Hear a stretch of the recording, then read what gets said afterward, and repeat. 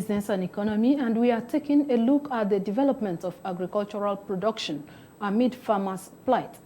The guest is a farmer and the national coordinator of Nigeria Young Farmers Network, Mr. Promise Amaha.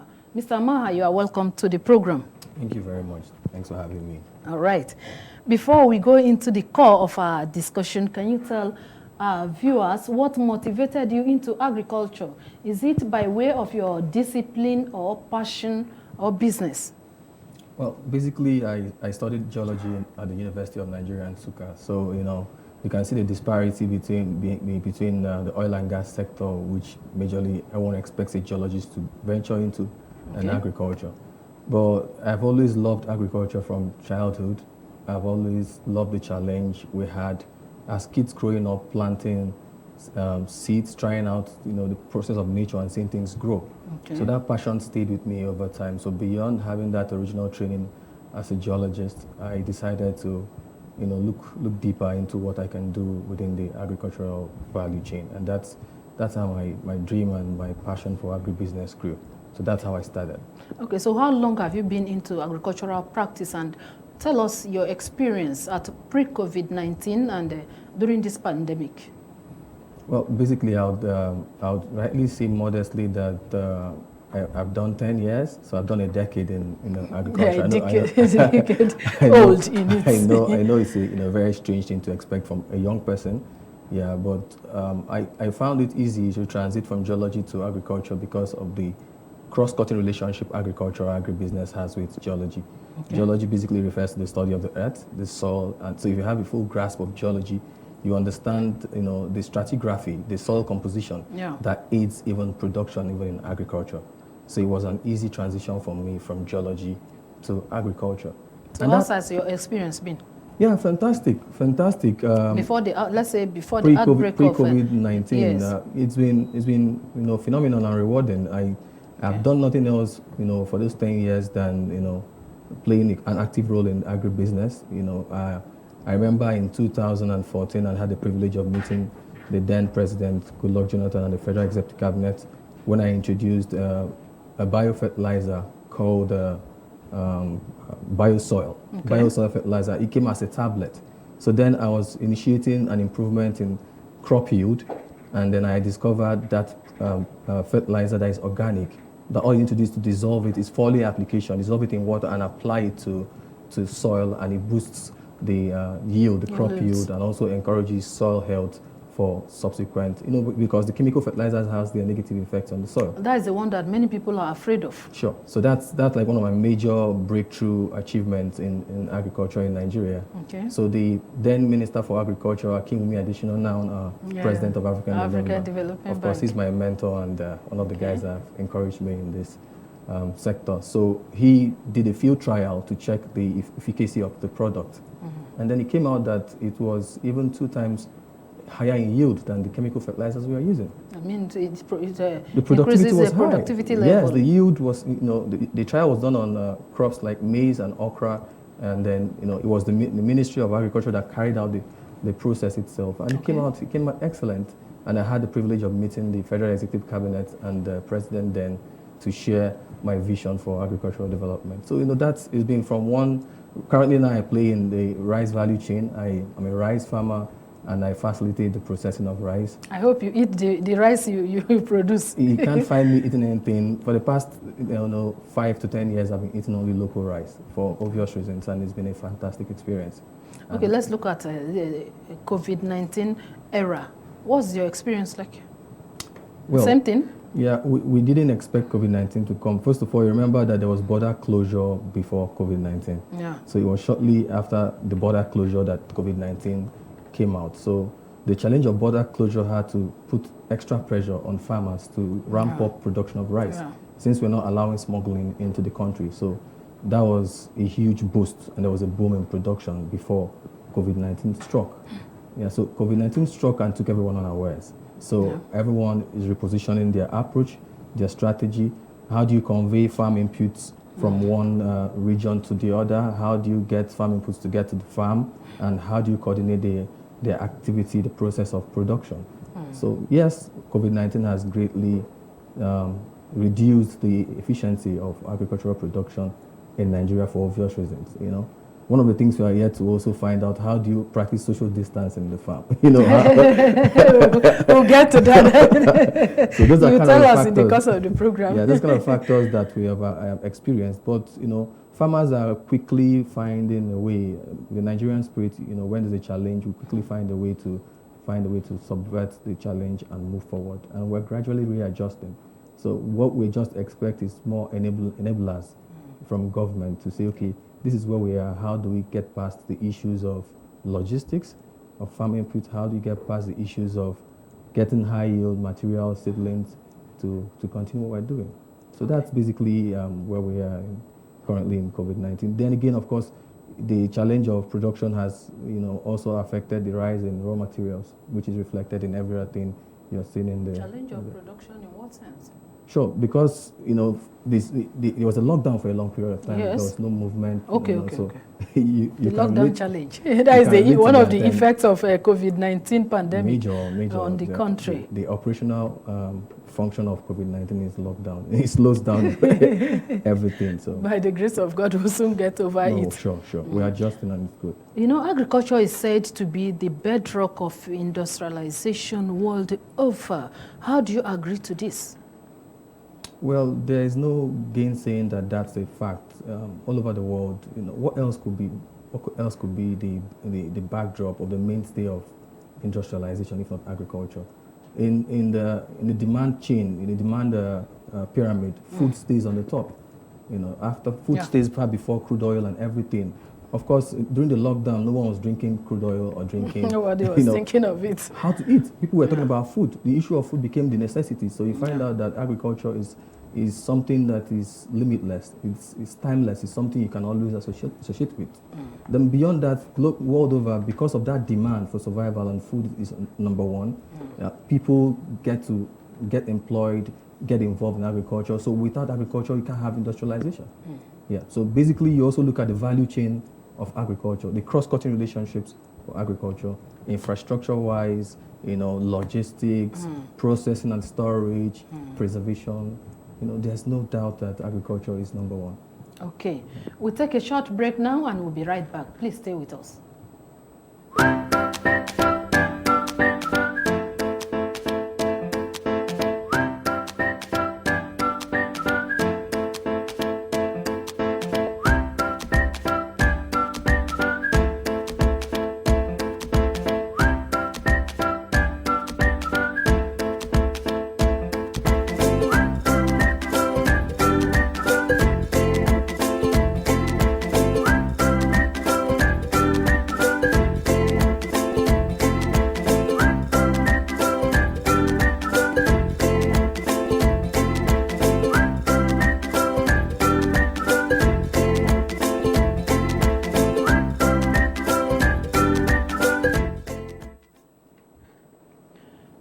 Welcome back. Glad to know you are still with us, and my discussant is a farmer and the National Coordinator of the Nigerian Young Farmers, Mr. Promise Amaha, and we are evaluating the level of agricultural productivity in the face of coronavirus disruptions. Mr. Amaha, let's look at the prevailing problems between the arable farmers and livestock farmers, which has been on for some time now, although the federal government has been able to give it some attention. What do you think of this lingering problem, and how do you think it has affected the productivity level of farmers? I mean, the herders and the farmers clash. Yeah, it's a very sensitive issue, and it's a matter that borders on national security and also food security. So it's critical that all stakeholders, especially the private sector, find a way to a rampaging herdsman or a cattle rustler, and then farmers are no longer motivated. And this is a country dealing with incredible youth apathy to agriculture. The majority of the population of the country are not actively playing in the agricultural space where they ought to be. The only sector that has the potential to reverse the unemployment trend in Nigeria. And then you now throw in the farm insecurity issue heralded by these herdsmen, farmer clashes, and then you see it worsens the situation. So I think generally we are coming up with strategies and position papers to help government address the issue from bottom-top approach, and then we reduce the whole issues of sensationalization, getting in ethno-religious sentiments, making it a political issue, making it more than what it should be. We've always lived together with these guys. Then what is the problem? Why can't we find a way to live together? Okay, there is a clamor for adopting modern techniques in managing headers that's done as global best practice. How is that managed? Who's advocating for that? What's the training? What's the capacity development being given to the headsmen to be able to migrate them from traditional pastoralism to where the world is when it has to do with so it's a whole lot of I would say collaboration with all sectors, and we are available to play as strategists to help government. It's not an issue that should be on the front burner anymore. Honestly, it shouldn't be. Okay. Yeah. Well, let's also take a look on the social intervention programs of the federal government. You are aware that the federal government has embarked on a lot of intervention programs, particularly to improve the agricultural development on the Nigerian economy. Let's look at agricultural mechanization. A lot of these interventions have been deployed for agricultural mechanization. As one who is into this sector, how do you view the policy? It's an old balance that says that government has no business in business. It holds true, and what it means is that when it comes to carrying out critical activities that are business related, first of all, government has no business in it. Government should create an enabling environment. Government should be catalysts. They should speed up the reaction of businesses to ensure that there is, the ease of doing business like this government has, aptly delved into. It's critical to underscore that point. Then the reason why we're not getting the results we're expected to get with all the initiatives and the funding being put into the sector is because we can't keep doing the same thing and expecting different results. So which other different way do you think the government should just embark upon? The foundation of every development is data. Data? Nigeria lacks measurable, verifiable, reliable data on agriculture. That is fundamental. So throwing initiatives, throwing money and throwing funding to problems without understanding, having a basic foundational information about these problems can only exacerbate the problems anymore. And I say it with, it makes only common sense, because how come with all the funding, interrogate government funding in the agricultural sector for the past 20 years or 10 years, and then set aside the results we're having in the sector, and you'll find out that there's only one reason why that is not making any sense whatsoever. So, our approach is we need to develop the right data that can guide the right interventions and initiatives of government.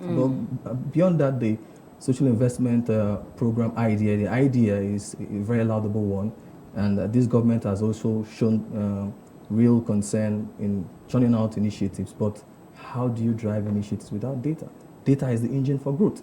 If you want agriculture to leapfrog from where we are to, it has the potential of making Nigeria a world power. Yeah, because we have, look at the arable land. Travel across Nigeria, we've done baseline surveys. You see incredible, opportunities and potential that is less harnessed, right? Which is, of course, the reason why we felt on our own part to play a role, we had to initiate the ecosystem called the Nigerian Farmers Network, to be able to start even gathering the reliable data to start engaging with government initiatives, engaging with government plans, because we have to meet government halfway somehow.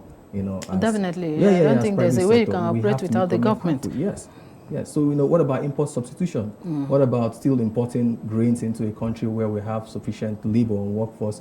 But I think that one has been taken care of. I remember before the outbreak of COVID-19 in the country, I remember the Central Bank of Nigeria taking it, pursuing government policy on that, and they came up to restrict access to foreign exchange for investors or for businessmen that are dealing in about 43 items or so, which the importation of food items. Remember I said that the idea and the concept government brings to the table is always laudable. Where the rubber hits the road is implementation. How do you implement? Who drives the implementation? Same government? because if the ideas are as laudable and as successful as they are, we shouldn't be having this conversation. Okay. Nigeria should have achieved the level of food security. That's what I'm talking about. So when you restrict something and you don't put an alternative to what you've restricted, a viable alternative is not set aside to drive the restriction, it becomes a problem. And that's why when the border closure thing happened, we applauded it. We thank government for this. It was long overdue. Okay. But closing the border and the machinery or the structure or the strategy that would drive local production isn't properly activated, created more problems. More problems because we didn't have sufficient production to meet up with the product that came in outside the border. Okay, a player in the industry said that if agric is seen as a business, the problem of unemployment will be greatly reduced. How do you agree to that? I challenge government to partner with us. The reversing unemployment in Nigeria is as simple as you could envisage, basically, because this is a sector that still employs the highest number of people. The highest employer of labor is still agriculture. And this is an agriculture that has not been seen as an agribusiness in Nigeria.